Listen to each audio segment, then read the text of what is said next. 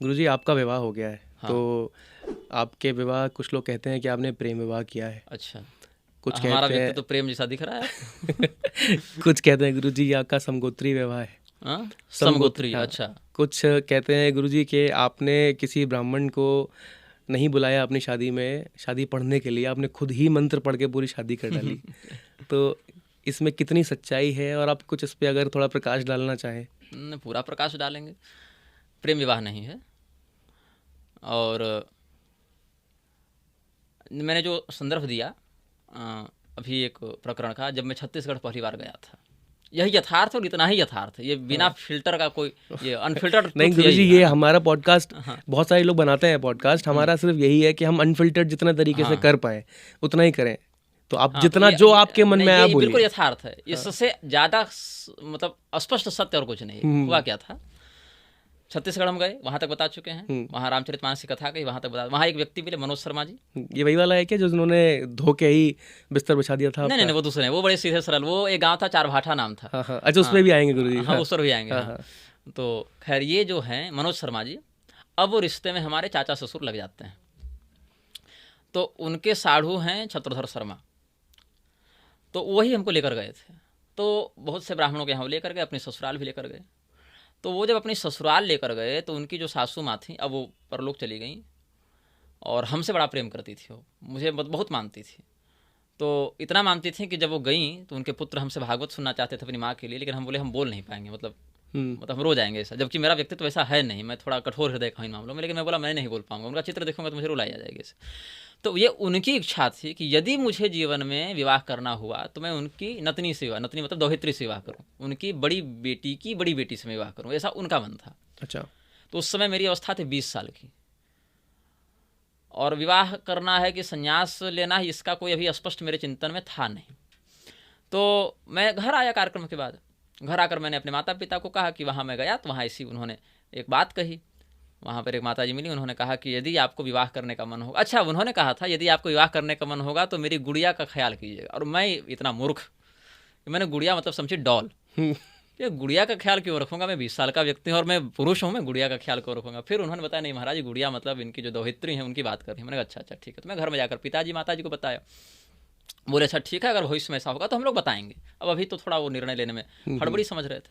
तो फिर बाद में ये जो छत्रधर शर्मा जी हैं, कन्या के मौसा, और हमारे पिताजी बिहार के एक यज्ञ में मिले, और वो यज्ञ की भी बड़ी सुंदर कहानी। वो हिंदुओं की भूमि थी 5 एकड़, वो मुसलमानों ने कब्जा कर रखी थी, और उस जमीन को छुड़ाने के लिए बहुत लाठी गोली बारूद बंदूक जेल पुलिस सब हुआ, और बाद में हिंदुओं ने वो ज़मीन छुड़ाई।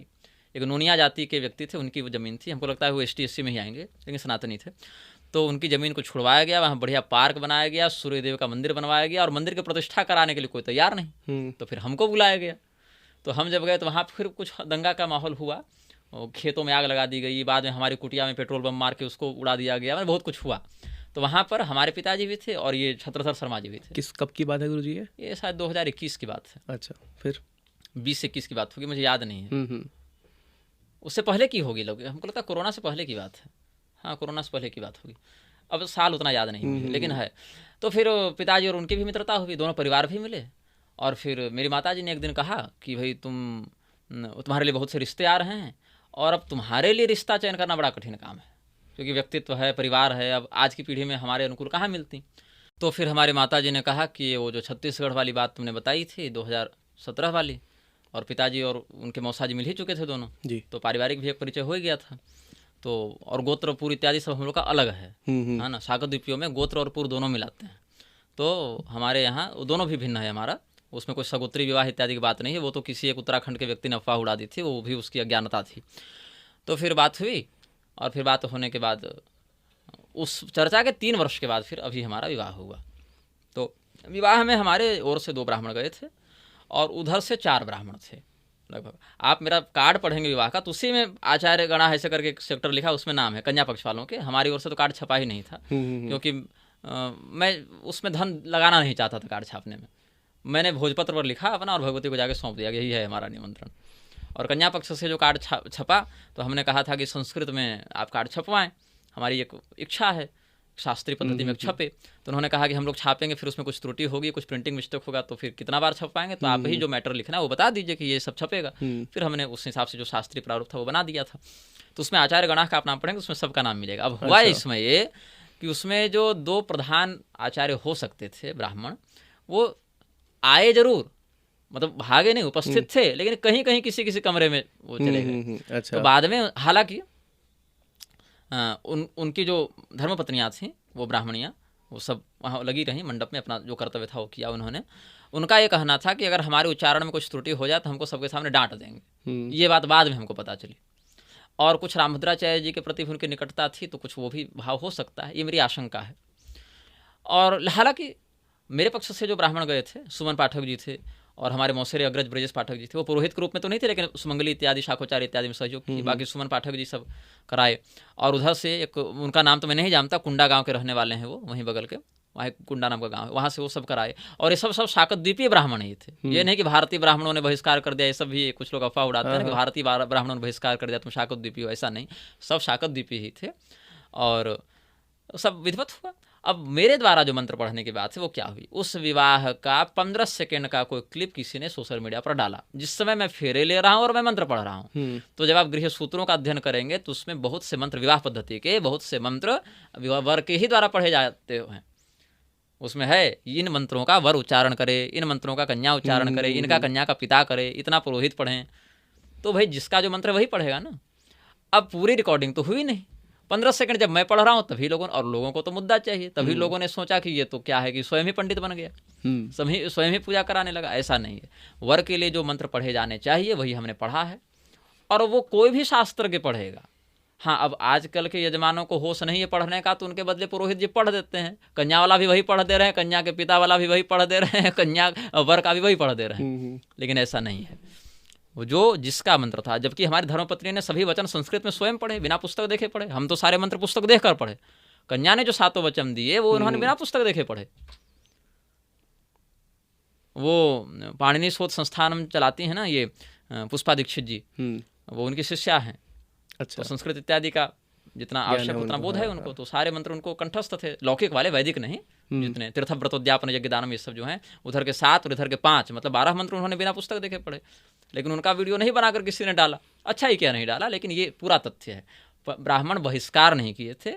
अनेकानेक आचार्यों में बस 2 आचार्य वहाँ से गए, वो भी इस बात से आशंकित होकर कि हम उनको टोक न दें, जबकि ऐसा हमने कभी टोका नहीं किसी को भरी सभा में। अगर कोई त्रुटि है भी तो किनारे अलग से बता दिया कि पंडित जी आप इसमें सुधार लीजिएगा, या किसी ने हमको टोका तो हमने सुधार कर लिया।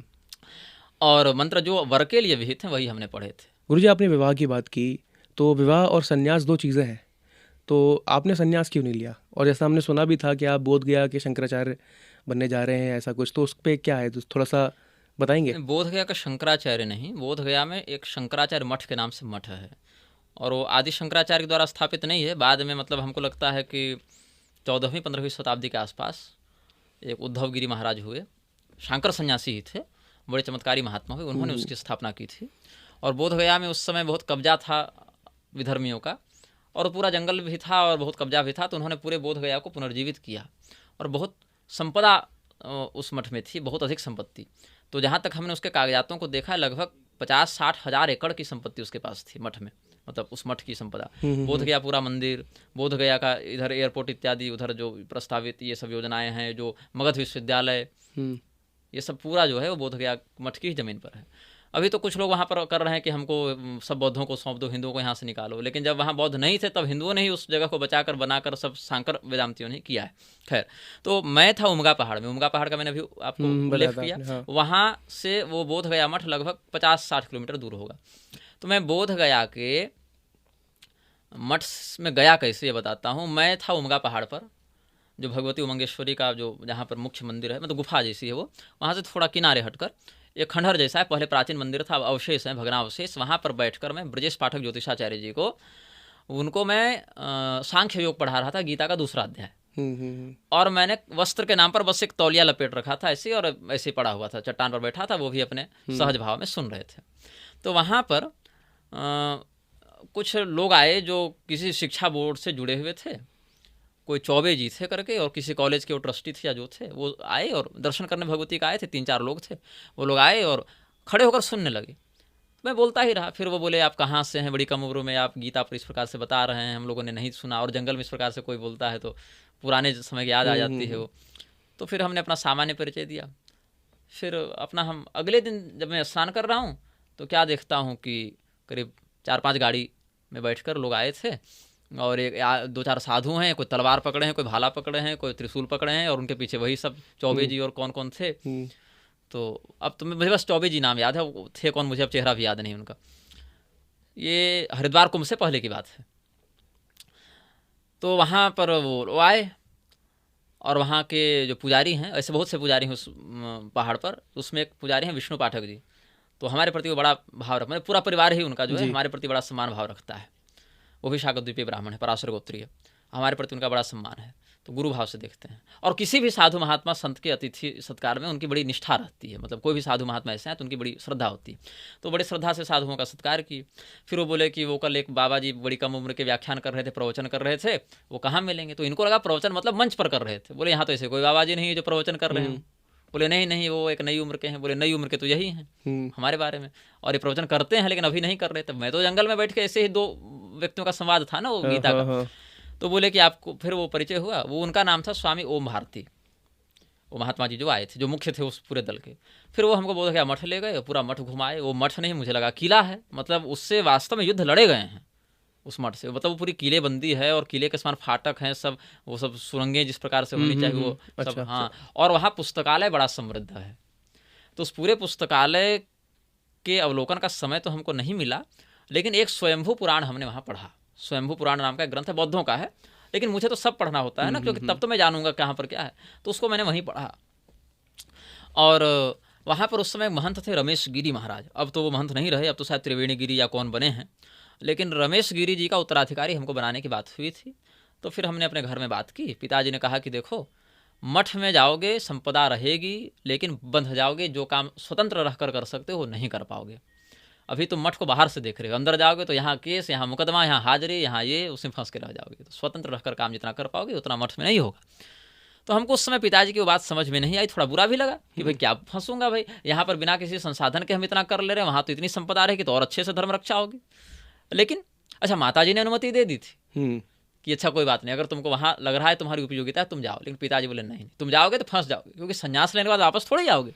वहाँ जाने पर पता चला कि मठ में गड़बड़ है, तब एक आध बार और जाकर देखो। फिर हम एक आध बार और गए। एक मेदिनी दुबे जी हैं छत्तीसगढ़ के, उनके साथ गए थे, और फिर 2-3 दिन रहे भी थे। तो हरिद्वार कुंभ में फिर हमको वहाँ का महंत बनाने की, श्री महंत बनाने की बात हुई थी, लेकिन पिताजी ने अनुमति नहीं दी। तो हमने पिताजी से विरोध नहीं किया, बचपन से वही मार्गदर्शन देते आए हैं। तो हमने वहाँ उनके मार्गदर्शन को स्वीकार किया। उसमें बुरा लगा था हमको कि भाई क्यों ऐसा कह रहे हैं, लेकिन अब उनका वह निर्देश समझ में आता है कि नहीं वो सही कह रहे थे। तो एक ऐसा अवसर आया कि संन्यास लेने का योग बना, लेकिन पिताजी बोले कि नहीं, तुम उस मार्ग के लिए नहीं बने हो, और उधर जाओगे तो तुम जो कर रहे हो वो भी नहीं कर पाओगे। तो इनका जो निर्णय था। अच्छा, उस समय मैं निग्रहाचार्य के रूप में इस प्रकार से आया भी नहीं था, मेरे लिए कुछ और लिखा हुआ था ना। तो जो होना था, प्रकृति स्वाम नियोक्षति, आप नहीं भी करना चाहेंगे तो प्रकृति आपको करवा देगी, क्योंकि आपके लिए प्रकृति ने वो मार्ग बनाया है। तो कोई शंकराचार्य बनने की इच्छा या उस प्रकार से है नहीं। मैं न स्वयं को योग्य मानता हूँ उस लायक, और न मैं स्वयं को उस पद के न योग्य न इच्छुक, दोनों नहीं मानता हूँ। तो आप जो आपकी मैं निग्रहाचार्य के ही योग्य हूँ, और मैं निग्रहाचार्य ही हो सकता हूँ। प्रकृति में मेरा यही अस्तित्व है, यही पहचान है, यही काम है। न वो मेरा काम कर सकते हैं, न मैं उनका काम कर सकता हूँ। मेरी योग्यता जिसमें प्रकृति ने मुझे वही दिया है, और मैं उसमें बिल्कुल संतुष्ट हूँ, और पूरा प्रयास है कि उसी कर्तव्य को ठीक से निभा पाऊँ, इतना ही। आप शंकराचार्य नहीं बनना चाहते? हो ही नहीं सकते ना, वो मेरा मार्ग ही नहीं है। जिनका मार्ग शंकराचार्य बनने का वही बनेंगे ना, मेरा मार्ग निग्रहाचार्य बनने का ही है। अन्यथा निग्रहाचार्यों के आज्ञाधिकारी मंडल में अभी कौन दिख रहे थे आपको? प्रकृति ने हमको उसके लिए बनाया, उस जगह के लिए बनाया, उस काम के लिए प्रशिक्षित किया, उस काम का अधिकार दिया, मैं वही कर रहा हूँ। तो अब 20 साल बाद खुद को कहाँ देखता है? कम से कम जीवित, शुरुआत यहाँ से करूँगा।